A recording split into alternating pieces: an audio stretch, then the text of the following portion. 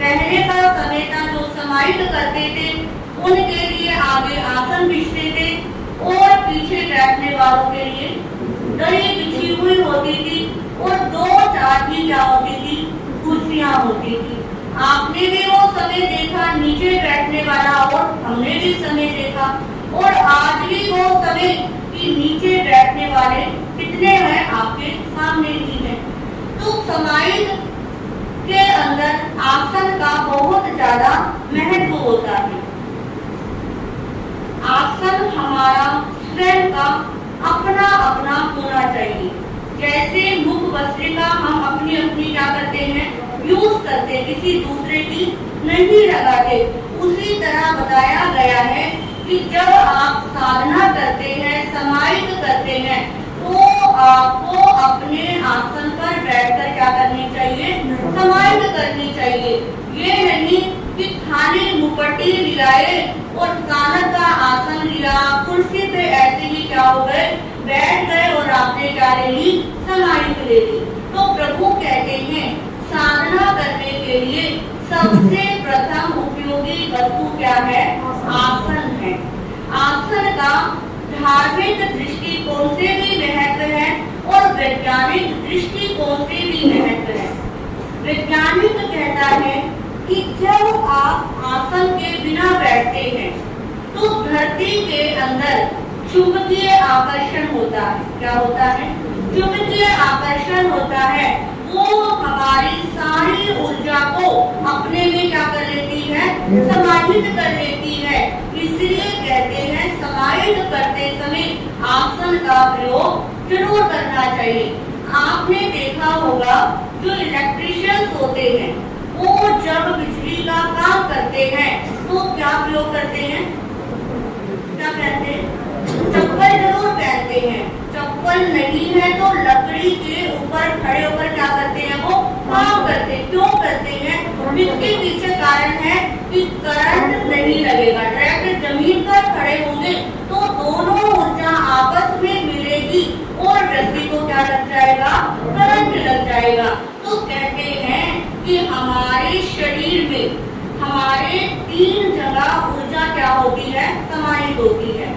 सबसे पहली ऊर्जा जब हम साधना करते हैं जो हमारे पैर का अंगूठा होता है, इसमें सबसे ज्यादा क्या होती है, ऊर्जा होती है। कुछ लोगों की आदत होती है कि जब वो साधु संतों के दर्शन करते हैं, नमन करते हैं, तो अंगूठे को क्या करते हैं, जरूर टच करते हैं, जरूर छूते हैं कि उनकी एनर्जी क्या मिल जाए, हमें मिल जाए।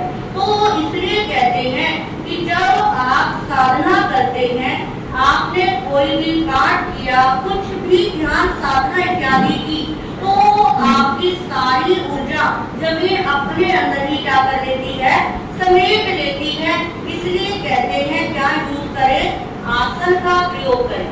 तो आसन का प्रयोग हमारी शरीर के अंदर 3 जगह ऊर्जा, सबसे पहली ऊर्जा पैर के अंगूठे में, दूसरी ऊर्जा होती है हमारे घुटनों के अंदर। कहाँ पर, घुटनों में, क्योंकि पहले के समय पैरों में क्या किया जाता था, नमस्कार, और आज के समय में घुटनों पे भी क्या कर देते हैं, खड़े खड़े ऐसे क्या लगा देते हैं, हाथ लगा देते हैं। क्योंकि जब हम पैरों को फोल्ड करके बैठते हैं तो जो हमारी ऊर्जा होती है ये घुटने में आकर क्या हो जाती है, समाहित हो जाती है।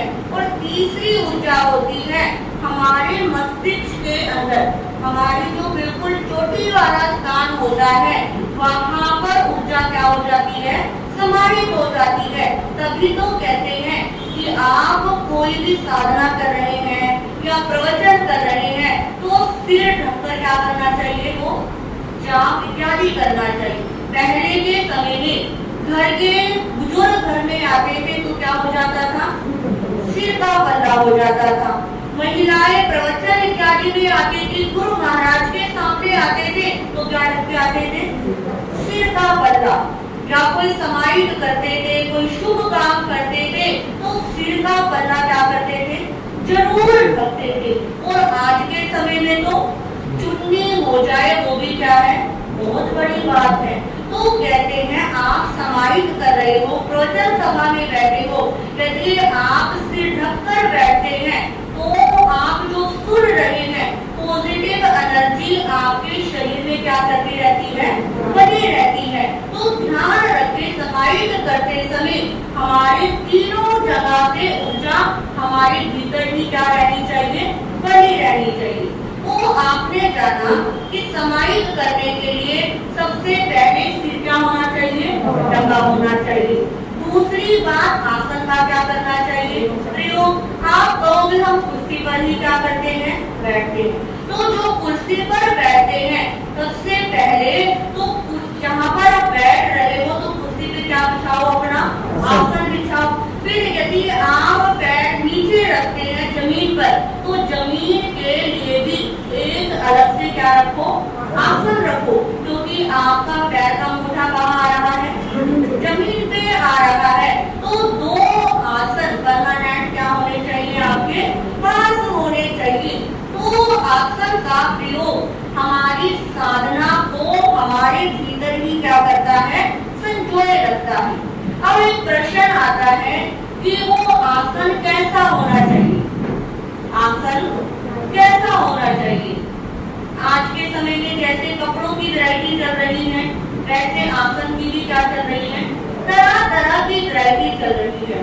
सबसे उत्तम आसन जो कहलाता है वो कहलाता है उषा का आसन। उषा का आसन सबसे उत्तम होता है। और दूसरा उत्तम आसन होता है गर्म आसन, जो आपने देखा होगा लाइट ब्राउन रंग के आते हैं, येलो रंग के आते हैं। क्योंकि गर्म आसन पर जब हम बैठते हैं तो हमारी ऊर्जा हमारे भीतर ही रहती है।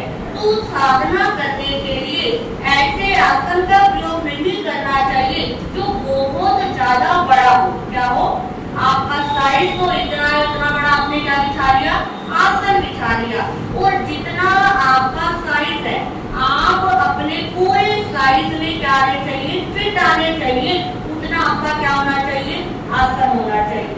आसन ऐसा भी नहीं होना चाहिए कि आपने बिछाया और एकदम से बैठ के क्या हो गया, फोल्ड हो गया। वो क्या हो गया, कॉटन का पतला सा कपड़ा टाइप आपने बिछा तो लिया, उसमें फूल पत्ती बनी हुई है, कढ़ाई बनी हुई है, दीक्षा इत्यादि में मिला हुआ है, और जैसे ही बैठे एकदम से क्या हो गया, वो उसे कहते हैं ना श्रिंक टाइप या संकोच गया।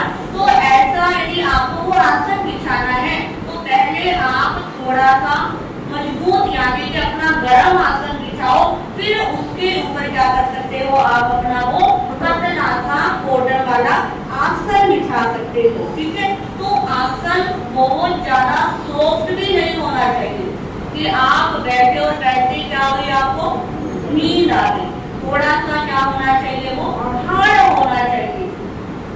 और ऐसा भी नहीं कि एक आसन आपने पैर में रख लिया, वो भी बहुत ज्यादा सॉफ्ट था, पिलो टाइप, फिर जिसके ऊपर बैठे हैं वो भी आप पोलो फिल का ले आए, और एक पिलो एक आसन आपने लगा लिया अपनी कमर के लिए कि आराम से बैठ के क्या करेंगे, समाई। तो वो समाई की जगह क्या आएगी, नींद आएगी। ठीक है ना। तो समाहित प्रयोग करने के लिए समाहित कर रहे हैं तो सबसे पहले रीढ़ की हड्डी क्या होनी चाहिए, सीधी।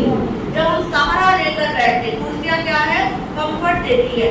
आगे ऐसे हाथ रख लो, पीछे कमर रख लो, आपने जरा सा सहारा लिया, शांति महसूस हुई, और तब आप निद्रा लोक में चले गए, आपको पता ही नहीं लगता कि क्या प्रवचन चल रहा है, क्या सुन रहे हैं। तो कोशिश करनी चाहिए कि समाहित में जब हम बैठे तो हम क्या बैठे, सीधे होकर बैठे। जब हम सीधे बैठेंगे तो हमें नींद भी नहीं आएगी, पूरी तरह जागरूक होकर हम क्या करेंगे, सुनेंगे। ठीक है, तो इसलिए आसन का अपना एक विशेष क्या होता है, महत्व होता है। अब आसन आपने क्या कर लिया, बिछा लिया। अब कुछ लोग क्या करते हैं, आसन उठाए, समाई गाली, प्रवचन खत्म हुआ, आसन को उठाया और झाड़ के क्या दिया, बैग के अंदर डाल दिया।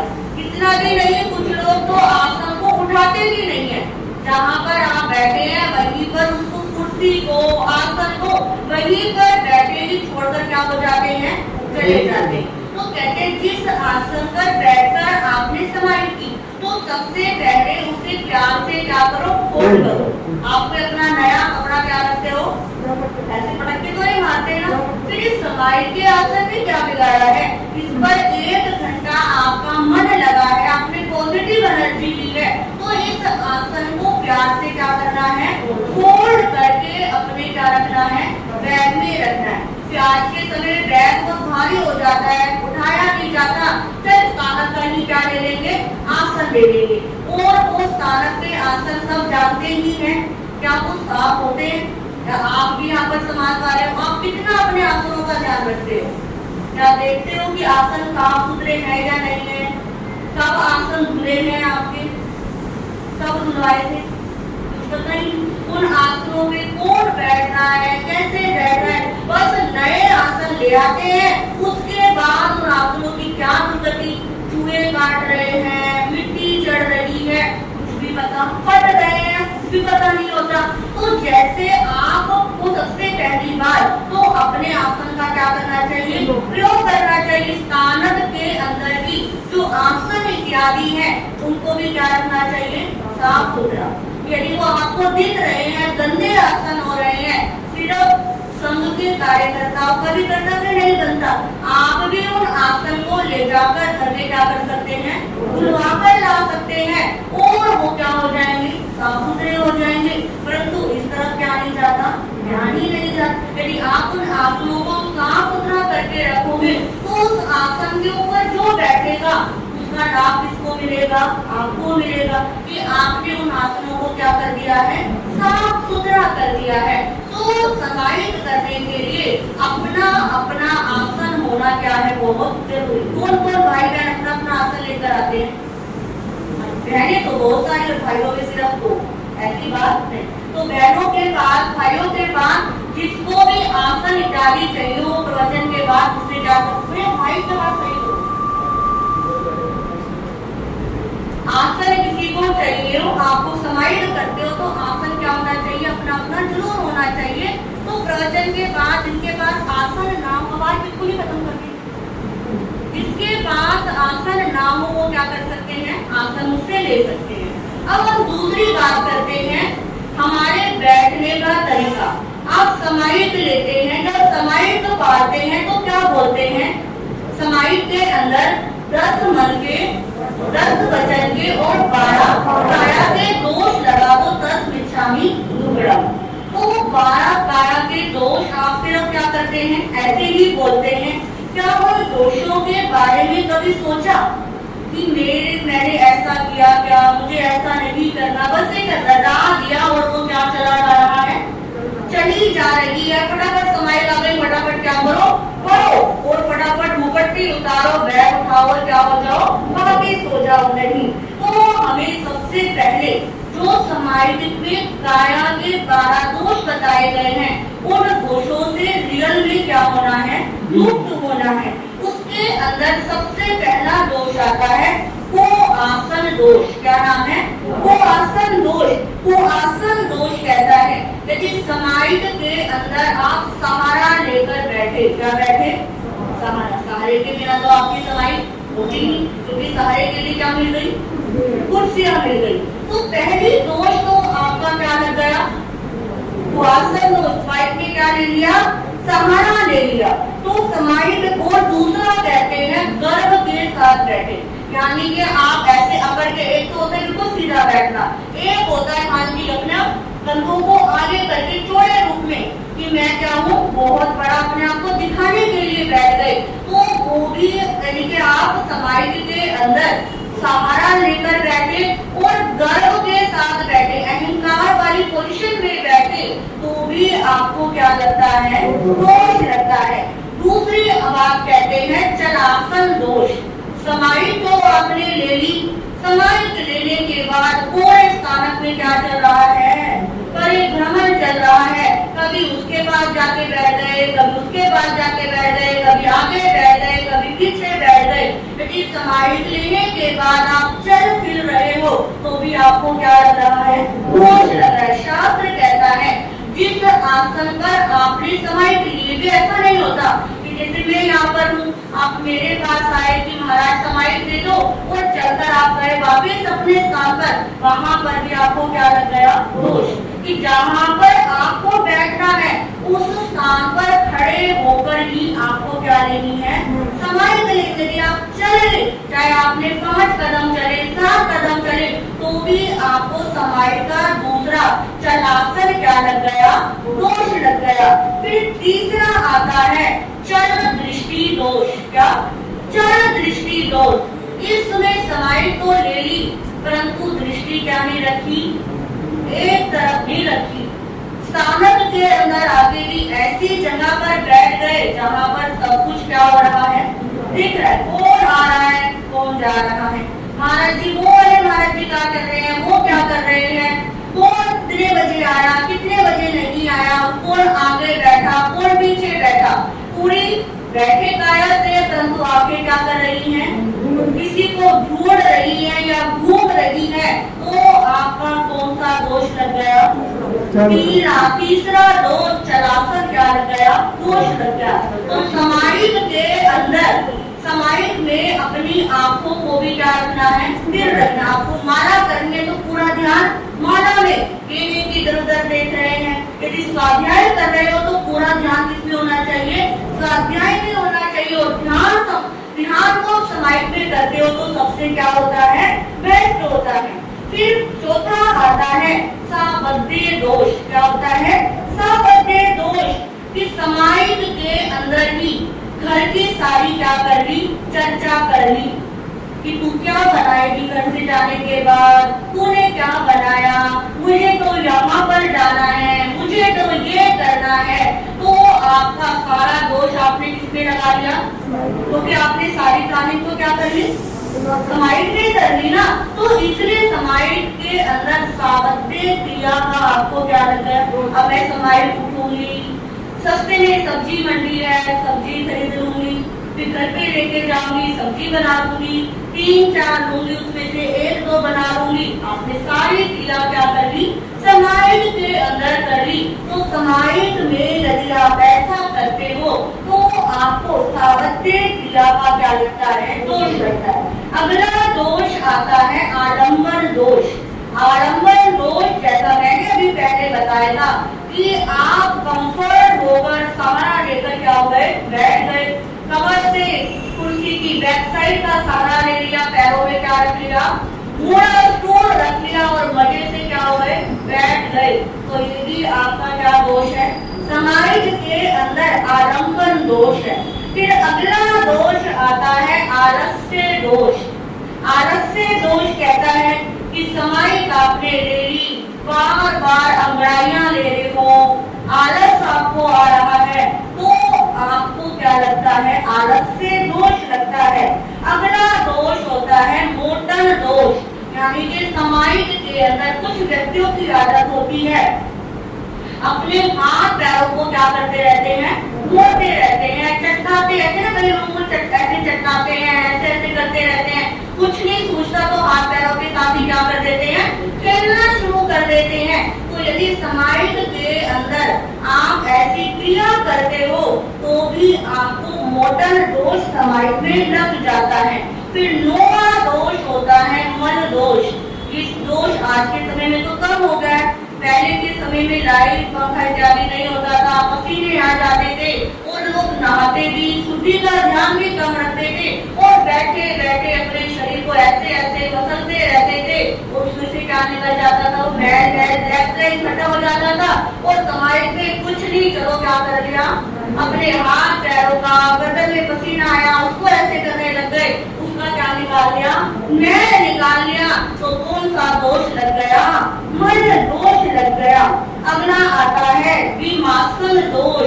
विमासन दोष कहता है समाहित के अंदर ऐसे बैठ गए जैसे किसी शोक सभा के अंदर बैठे हैं, अरे राम कब समाहित आएगी, कब टाइम पूरा होगा, मुझे तो ये करना है। होता है ना कई लोग, वो हमेशा ही दुख की मुद्रा में रहते हैं, पता नहीं दुखों का पहाड़, समाहित क्या ले ली, दुखों का क्या आ गया, पहाड़ आ गया, अरे अभी तो इतना समय पड़ा है।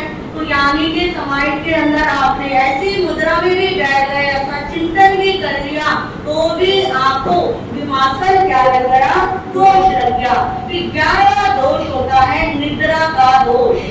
कहते महाराज घरों में तो क्या नहीं आती, नींद नहीं आती, वहाँ पर तो रात को सोने के लिए क्या चाहिए?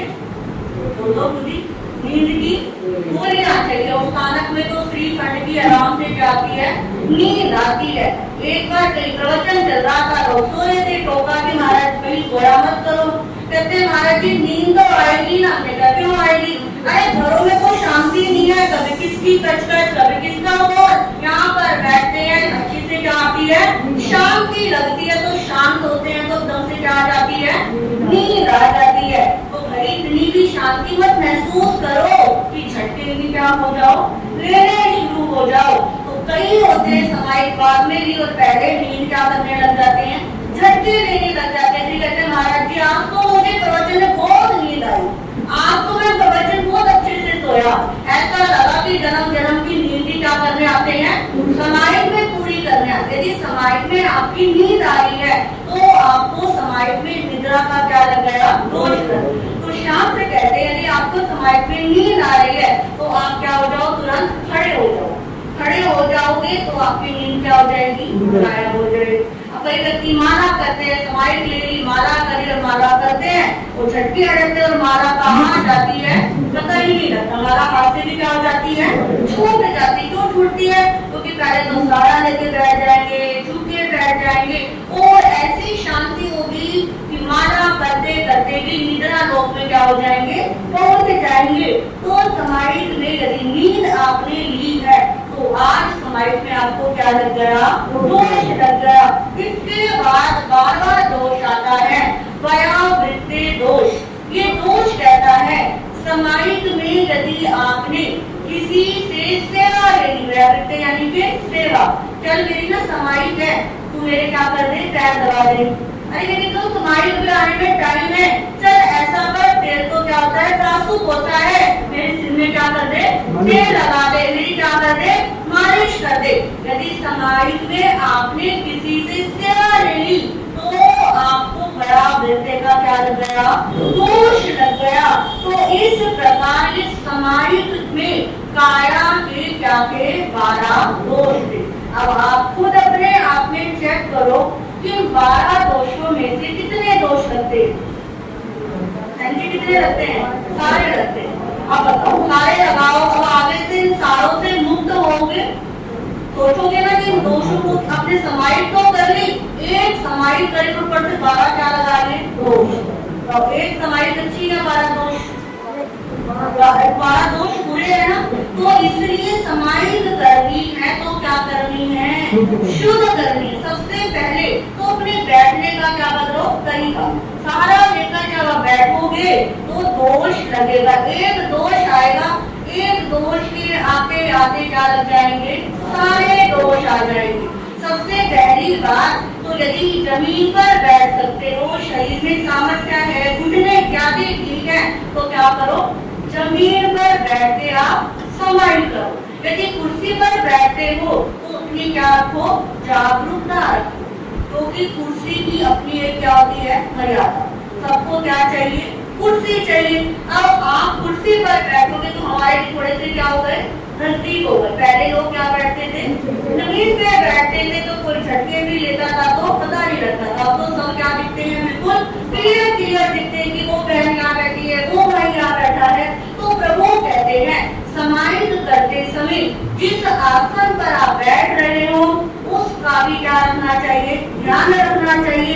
आप जैसे बैठ रहे हो उसका भी क्या रखना चाहिए? ध्यान रखना चाहिए। आपने सुना भी होगा, नहीं सुना होगा, तो बुढ़िया माता की बात याद आ रही है कि एक बुढ़िया माता थी, वो घर में क्या करती थी? सामायिक करती थी। और वो सामायिक भी किसकी करती थी? मोर के साथ। मोर समझते हो ना? मोर मतलब बोलना नहीं है।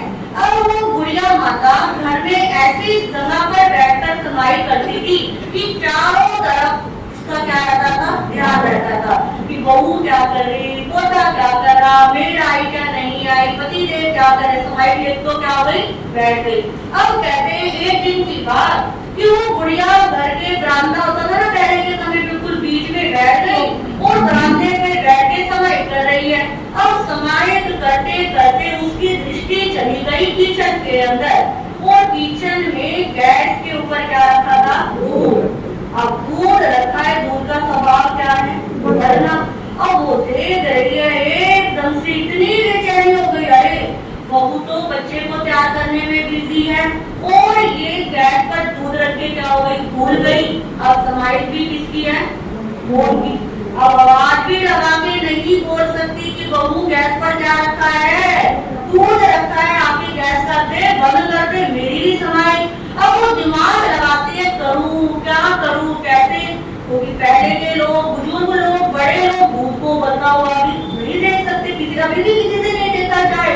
और दिमाग लगाती है, क्या बोलती है, बोलो शांतिनाथ का शरणा, बोलो शांतिनाथ का शरणा, बोलो शांतिनाथ का शरणा, बोलो शांतिनाथ का शरणा, दूध गैस उते धरना, बोलो शांतिनाथ का शरणा।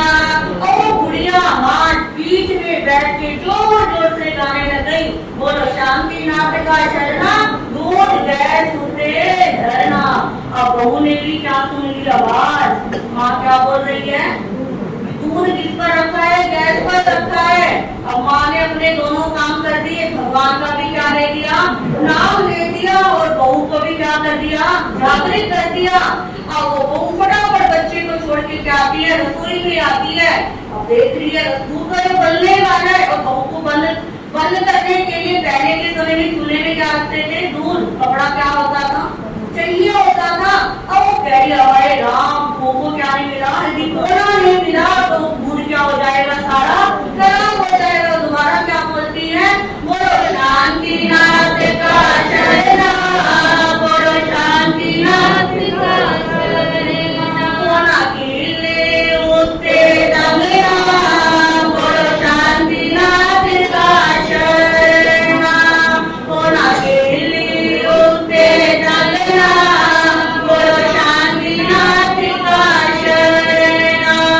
अब पूरे साथ में क्या बता दिया, बहू कोना कहाँ टंगा है, बीच के ऊपर टंगा है। अब बहू ने फटाफट कोना उतारा, दूध उतार रखा, जमीन पर रखा। और सास को भी क्या आ गई, शांति आ गई कि मेरी समाइल भी हो गई, मोल भी नहीं टूटा, और दूध भी क्या हो गया, बच गया। तो वो तो बुढ़िया माँ क्या थी, वो समझदार थी। और ऐसे ही समझदारों की आज क्या नहीं है, कभी नहीं है। आज की उस बुढ़िया माँ ने तो क्या रखा, अपनी जुबान के ऊपर कंट्रोल भी रखा, दिमाग भी लगाया।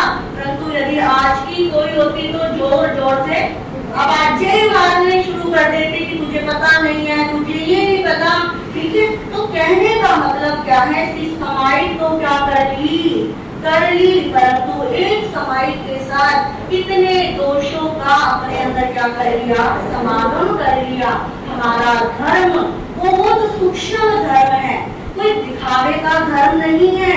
यहाँ पर छोटी छोटी बातों से प्रभु ने हमें क्या किया है, सचेत किया है, जागरूक किया है। जब तक हमारा बेसिक ही क्लियर नहीं होगा तब तक एडवांस का कोई फायदा नहीं। आज के समय में एडवांस सब क्या चाहते हैं, करना चाहते, परंतु बेसिक ही क्या नहीं है, मजबूत नहीं है। बेसिक से समाइल दुपट्टे लगा ली और क्या हो गई, आपकी समाइल हो गई, ऐसा नहीं है। समाइल कैसे करनी है, कैसे बैठना है, कैसे मन को कंट्रोल करना है, कैसे उस 50 मिनट को यूटिलाइज करना है, ये सब बातें क्या बताई गई है, भगवान ने हमें बताई है। परंतु इसका क्या नहीं है, कोई प्रचार प्रसार ही है, कैसे बैठना।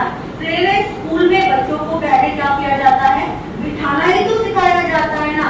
उसी प्रकार प्रभु ने कहा कि तुझे काया के 12 दोष समाइल के अंदर नहीं लगाने। एक समाइल कर रहा है तो स्थिरता पूर्वक क्या कर, सम्मानित कर। सोच कि मुझे एक समाइल क्या करनी है, चाहे 5 समाइल करने की जरूरत नहीं, 10 समाइल, 11 समाइल की जरूरत नहीं है, एक ही करो, परंतु दोष रहित करो, अच्छे से करो। काया के 12 दोष अपने ऊपर मत लगने दो। तो जो जो इन दोषों से मुक्त होना चाहिए उन्हीं आत्मा का क्या होगा, कल्याण होगा।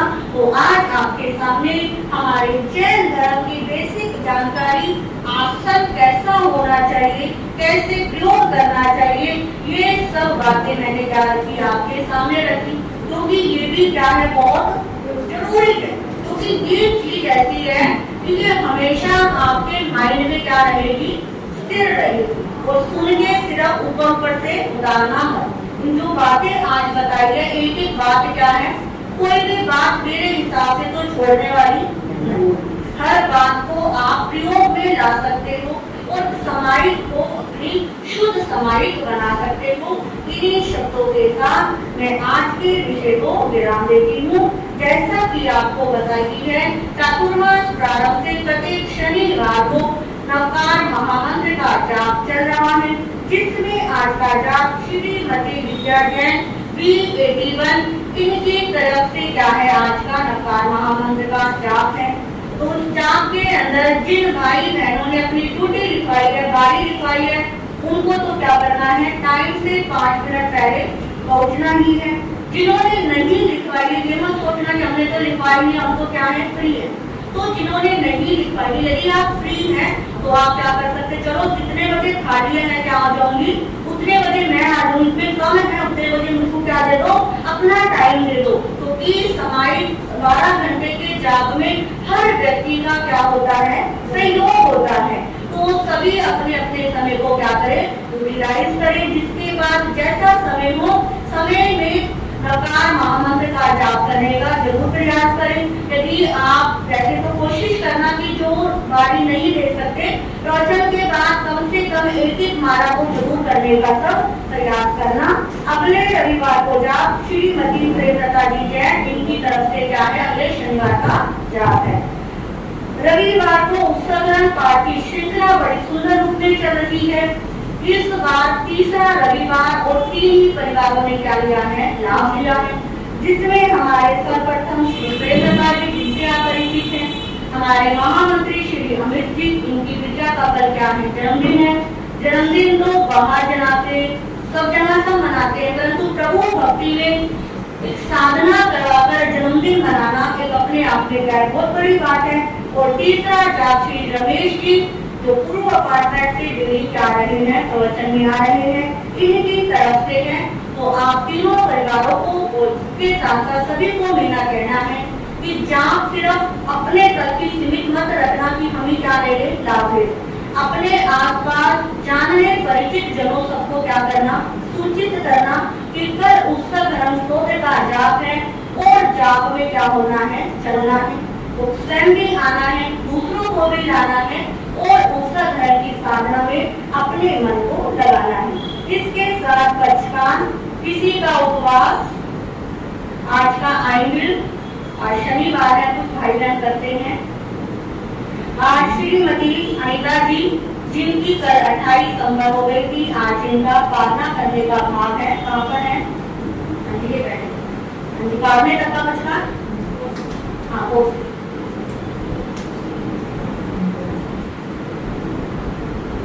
क्या भोसरे आइंबिल करने वालों को धन्यवाद, बहन अनिता जी को। तो देखो आइंबिल करना अपने आप में एक बहुत बड़ी बात होती है। अपनी रस इंद्रियों को कंट्रोल करना, तो पहली 28 नीरज जी ने और दूसरी 28 बहन अनिता जी ने, और अब आज से तीसरी 28 भी कोई भी क्या कर सकता है, शुरू कर सकता है। एक आठनों की श्रृंखला भी आपके क्षेत्र में चल रही है, जिसमें श्रीमती मुंगी जी, जिनके लंबे कांटे चल रहे हैं, और श्रीमती सरिता जी, जिनका आज 17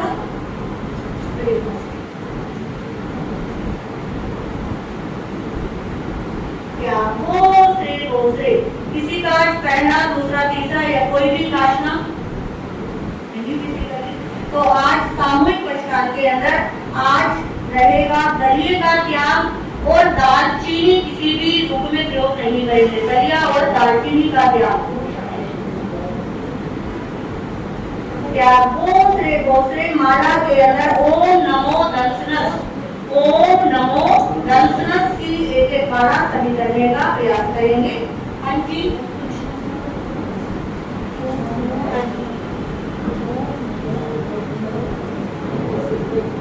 सबको जैसे कि सारी सूचना महाराज जी ने दी है, मेरे सबसे आगे की विनती है ज्यादा से ज्यादा आए, सब क्षेत्रों में प्रवचन की श्रृंखला चल रही है, हमारे यहाँ भी बहुत अच्छी चल रही है, तो अच्छी रौनक है, इसी को हम बरकरार रखें। और एक जो पत्र प्राप्त हुआ है, किशोर कुमार जी अहमदाबाद से आए हैं, गौशाला के लिए 2 मिनट बोलना चाहते हैं। लेकिन हमारा एक पर्सनली ना कहते हुए मैं समाज के हित में ये बात कहता हूँ, कोई भी आता है, कोई भी पत्र आता है, वो सिर्फ हमको इन्होंने बोलने के लिए बोला है। ऐसे हमारे को बहुत बहुत संस्थाओं में पत्र आते हैं कि हमें बोलना चाहिए, क्योंकि ऑलरेडी हम काफी क्षेत्रों से जुड़े हुए हैं। कल भी 2 भाई बहन आए, महाराज जी ने जैसे बताया, तो पर्सनली कई लोगों ने उनकी सेवा भावना की। तो इसमें मैं किसी को वो ये नहीं कहना चाहता कि क्या करना चाहिए क्या नहीं करना चाहिए, क्योंकि एक समाज के हित के अंदर इतने हमारे पे पत्र आ जाते हैं, समाज सीमित है, तो उसके लिए हम किसी को ये नहीं कह सकते। बाकी जिसकी जो भावना है, मैं यही कहूंगा, अगर मेरे से कोई गलत है तो मैं क्षमा प्रार्थना करता हूँ। किशोर जी, बाकी आप बाहर बैठ सकते हैं। आप सूचना जो है, आपकी जो ये पत्र है व्हाट्सएप पे हम डाल देंगे, व्हाट्सएप के माध्यम से सबको पहुंच जाएगा। क्योंकि आज अगर हम आपको किसी 4 बंदों को और भी कहते हैं, तो हर क्षेत्र से हम जुड़े हुए हैं, हर आदमी हमें आके कहता है कि हमारे को यहाँ पे वो दिया जाए। इसके लिए मैं प्रधान जी की आज्ञा से ही ये बोल रहा हूँ। धन्यवाद। बाकी सबका जरूर है और आगे का भी ऐसे कार्यक्रम चलता रहेगा। महाराज जी, और कल सबसे बड़ी बात जो एकादशी हुए, उसमें बहुत बड़ी रौनक लगी और हमारे हिंदू ने अच्छा सहयोग दिया और ऐसे भी करते रहेंगे, हम उनका धन्यवाद करते हैं। और जैसे कि 3 तारीख अगस्त का अपना उत्सव का पाठ है, उसके लिए भी नाम आया नहीं है। नीरज जी और संगीता जी की तरफ से थी, सविता जी की तरफ से है, तो उनका मैं धन्यवाद देना चाहता हूँ। और भी जो कोई जोड़ना चाहे वो जुड़ सकता है। रजनी जी का 2 है, रजनी और गौरव जी की तरफ से, तो कल पंचायती की रहेगी 3 तारीख। कल जो पंचायती का समय है सबको बताया हुआ, 8:30 बजे से 9:30 बजे। कल जो प्रवचन स्टार्ट होगा 8:30 बजे होगा और 10 बजे तक चलेगा। उसके बाद भोजन प्रसादी की व्यवस्था समाज की तरफ से रहेगी। जो 3 परिवार में लाभ है, वो जो भी हमारे को राशि हमारे फिक्स कर रखी है वो देते हैं। बाकी जो भी सहयोग होता है सब समाज की तरफ से होता है। किसी पे हम ज्यादा बर्डन नहीं चाहते, क्योंकि समाज हमारा सीमित है। बोलिए भगवान महावीर स्वामी की, संसार में सभी महापुरुषों की श्री जैन धर्म की जय। नमो हरियंतानां, नमो सिद्धानां, नमो हरियानां, नमो वज्रायणां, नमो लोहे सप्ताहुनम, ऐसो पंच नमोकारो सब पापनाशनो, मंगलानंते सभ्ये सिंह परमो कवै मंगलम, श्री चत्तारी मंगलम, हरिहंता मंगलम, सिद्धा मंगलम, साहू मंगलम, केली प्रणतो धमो मंगलम, चत्तारी लोकोत्तमा, हरिहंता लोकोत्तमा, सिद्धा लोकोत्तमा, साहू लोकोत्तमा, केली प्रणतो धमो लोकोत्तमा, चत्तारी शरणं प्रवज्जामि, हन्ते शरणं प्रवज्जामि, सिद्धे शरणं प्रवज्जामि, साहू शरणं प्रवज्जामि, केली प्रणतं धम्मं शरणं प्रवज्जामि। ये शरण